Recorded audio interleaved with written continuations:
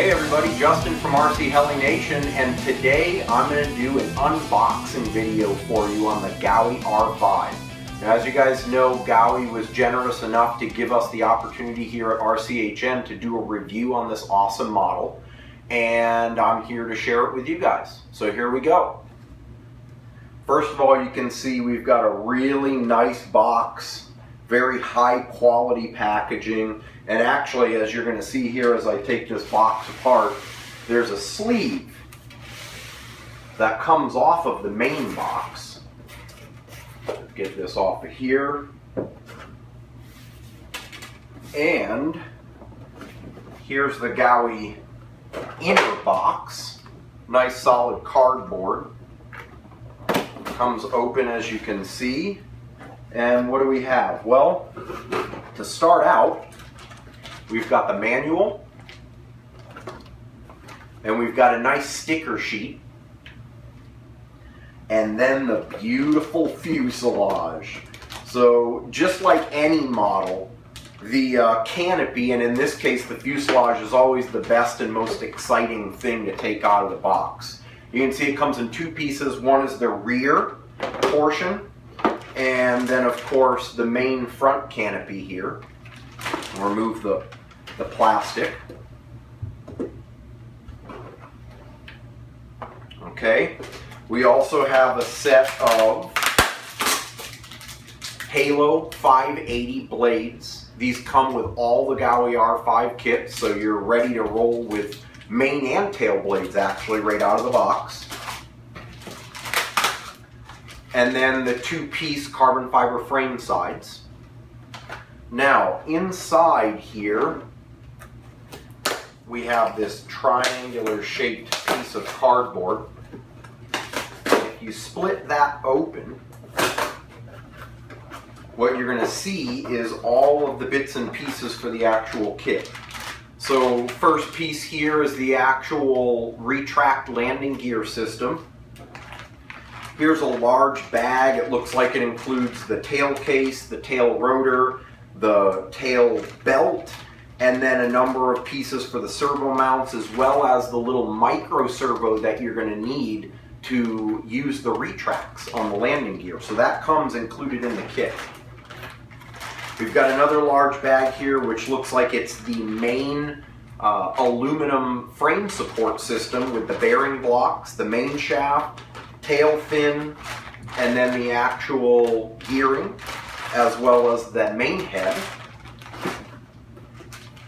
Little accessory kit with some servo horns, some Gaui zip ties, and Velcro straps.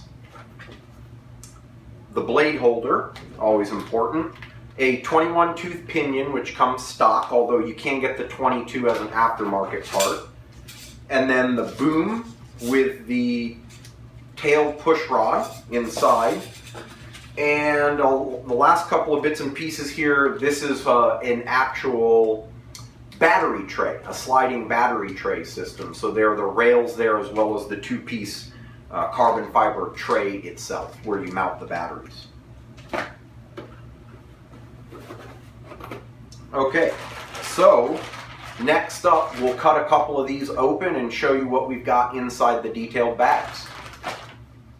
Okay, well, let's take a look inside some of these bags to see what we've got. First off, let's take a look at the retractable landing gear system.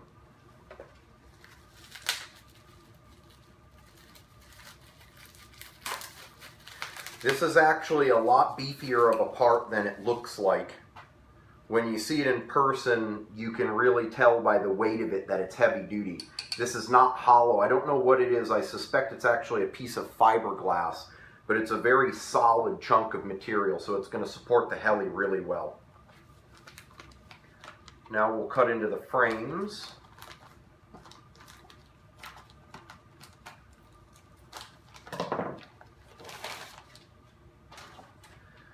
Obviously, like every other heli, a two-piece frame system. This is real carbon fiber. I can confirm that myself because I have drilled into it, and it does not have the white fiberglass in the middle, so it's not a veneer. This is solid 2 millimeters thick.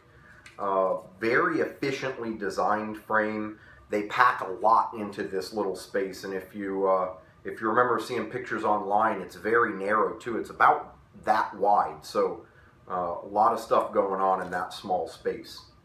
Okay, next up we'll take a look at the main parts bag here and see what we've got. We've got the boom block supports for the boom.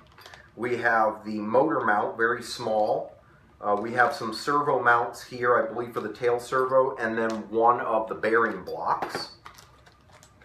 Here we have the servo connection points for some bell cranks as well as the landing gear system. Assorted bag of links and tail rod supports as well as the servo mounting hardware. Some additional bearing blocks for the main shaft there as well as the motor bearing. We've got a secondary shaft and main shaft in this, and then some carbon fiber mounting plates, the anti-rotation bracket, as well as the large adjustable tail fin. On the other side, we've got the drivetrain. So inside the drivetrain bag, we've got the secondary gear. Very chunky piece of aluminum there. The enormous main gear made out of Delrin there, hollowed out for lightweight, and the tail drive gear, which runs the belt back through the tail boom. We've got the pretty ingenious Gaui belt tensioning device, which actually has a little piece of spring steel here that allows you to auto tension the belt. And then, of course, the head with its grip arms and swash follower arms. Finally, let's cut into the accessories bag. First and foremost, micro servo to drive the retracts. We've got our various belts, pinions, and drive gears there. We have the tail rotor and its various bits and pieces, the tail case with the belt, the awesome swash plate here, take a look at that, very large, very robust, secure, some standoffs for stiffening and strengthening the airframe. One of my favorite things about the Gaui kits, which if you've done one before you're probably already familiar with, but those who aren't, Gaui gives you a full set of fasteners and they're marked out by size. So you can see they're M3 by 6. All of these little pouches tell you exactly where the fasteners are so you're not going through and measuring and searching yourself. Servo mounts.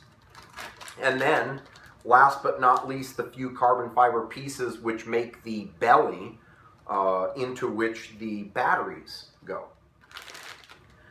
Okay, well, thanks for watching, and stay tuned for the actual verbal review on RC Heli Nation version 2.0. Also, take a look at our website, www.rcheliNation.com, where a written review will be, and there's also going to be a link to this video. We'll post it up on social media as well. Thank you again to Gaui, and in particular Howard Tan, for giving us this opportunity. And go out and get yourself a Gaui R5 so you can go real fast.